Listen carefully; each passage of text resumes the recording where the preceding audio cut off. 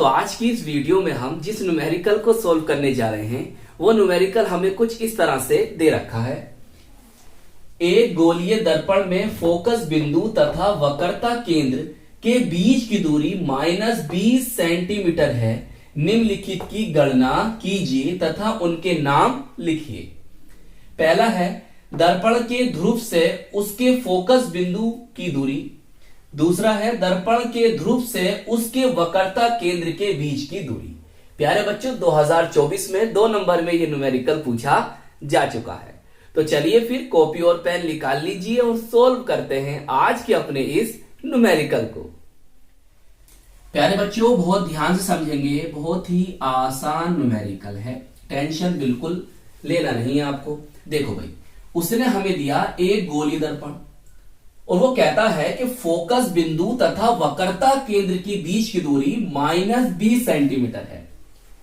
तो प्यारे बच्चों ये जो गोलीय दर्पण है ये कौन सा दर्पण है, अवतल है या उत्तल है, इसकी पहचान कैसे करोगे। देखो इसने -20 सेंटीमीटर दिया तो इससे पता चलता है कि ये अवतल दर्पण है। कौन दर्पण है, अवतल, कॉनकेव मिरर है। और समझो मैं डायग्राम बना रहा हूं और क्लियर हो जाएगा। देखो भाई ये बनाया हमने अवतल दर्पण, सही, जिसमें परावर्तक तल का होगा अंदर की तरफ। चलिए सही, ये मान लिया हमने इसका ध्रुव है, पोल, और ये मुख्य अक्ष, सही। और हमने माना बच्चों ये इसका वक्रता केंद्र है जिसे हम सी से डिनोट कर रहे हैं। क्या वक्रता केंद्र, वक्रता केंद्र क्या है बच्चों, ये अवतल दर्पण है। तो इस गोलीय दर्पण का अवतल दर्पण, जिस गोलीय दर्पण का अवतल दर्पण जिस गोलीय दर्पण का भाग है उसका केंद्र वक्रता केंद्र कहलाता है, सही।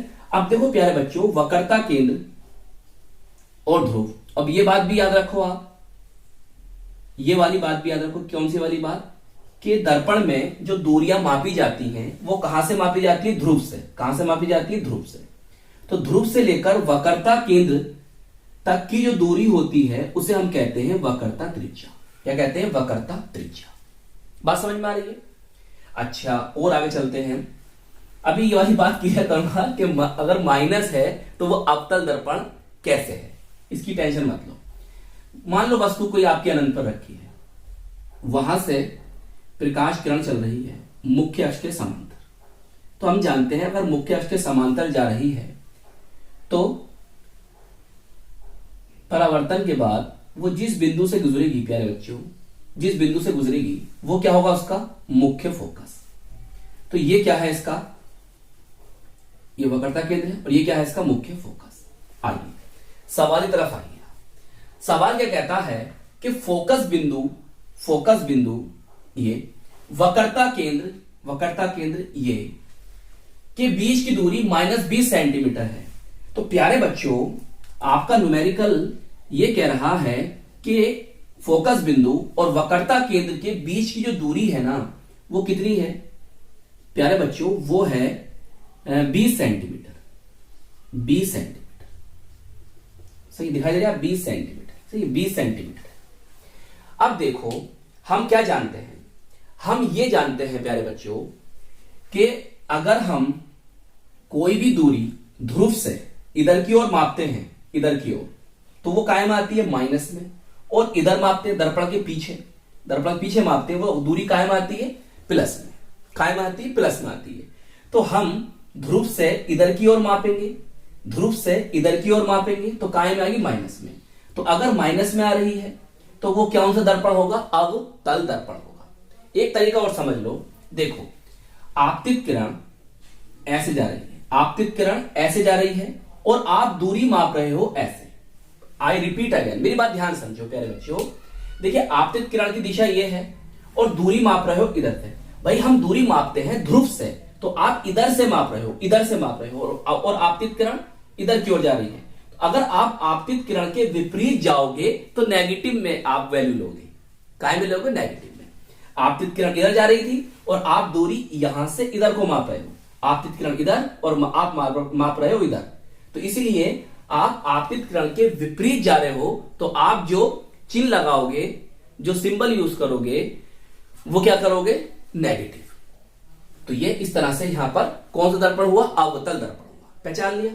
अच्छा प्यारे बच्चों देखो, अब इन दोनों के बीच की दूरी कितनी है, 20 सेंटीमीटर है। तो प्यारे बच्चों यहां से, रेड पेन ले लेता हूं, यहां से यहां तक की दूरी भी क्या होगी प्यारे बच्चों, 20 सेंटीमीटर, 20 सेंटीमीटर होगी। वो कैसे समझते हैं, देखिए एक रिलेशन होता है जो हम जानते हैं, क्या होता है, फोकस दूरी। अच्छा ये बता देता हूं आपको, देखो प्यारे बच्चों, ध्रुव से लेकर मुख्य फोकस, ध्रुव से लेकर मुख्य फोकस, ध्रुव से लेकर मुख्य फोकस तक की जो दूरी होती है उसे हम कहते हैं फोकस दूरी। क्या कहते हैं प्यारे बच्चों, उसे हम कहते हैं फोकस दूरी, जिसे हम डिनोट करते हैं स्मॉल एफ से। तो ये क्या है, हमारी फोकस दूरी है। सही है, ये क्या है, फोकस दूरी है। सही दिखाई दे रहा, थोड़ा ब्लैक कर देता हूं। चलिए तो प्यारे बच्चों हम क्या जानते हैं, तो प्यारे बच्चों हम जानते हैं कि फोकस दूरी जो होती है वो वक्रता त्रिज्या के आधे के बराबर होती है, आधे के बराबर होती है। तो फोकस दूरी हमें कितनी हो गई, अगर ये 20 सेंटीमीटर यहां से यहां तक, तो फिर ये भी क्या होगा 20 सेंटीमीटर। लेकिन आप इधर माप रहे हो तो कायम आएगा माइनस में, तो -20 सेंटीमीटर। सही, अब इसी के द्वारा ये दोनों बातें जो हमसे पूछी हैं ये क्लियर हो जाएंगी। चलिए अब देखिए पहला पॉइंट क्या कह रहा है, वो कह रहा है कि दर्पण से ध्रुव से, दर्पण के ध्रुव से, दर्पण के ध्रुव से, दर्पण के ध्रुव से उसकी फोकस बिंदु, उसके फोकस बिंदु की दूरी। भाई नाम भी पूछ रहा है, नाम भी पूछ रहा है। आई रिपीट अगेन, दर्पण के ध्रुव से, दर्पण के ध्रुव, दर्पण के ध्रुव से उसके फोकस बिंदु, फोकस बिंदु की दूरी क्या कहलाती है, बोलो, फोकस दूरी। क्या कहलाती है, फोकस, फोकस दूरी। क्या कहलाती है, फोकस दूरी, जिसे हम प्रदर्शित करते हैं प्यारे बच्चों एफ से। सही है, तो फोकस दूरी बतानी है हमें, फोकस दूरी हमें बतानी है।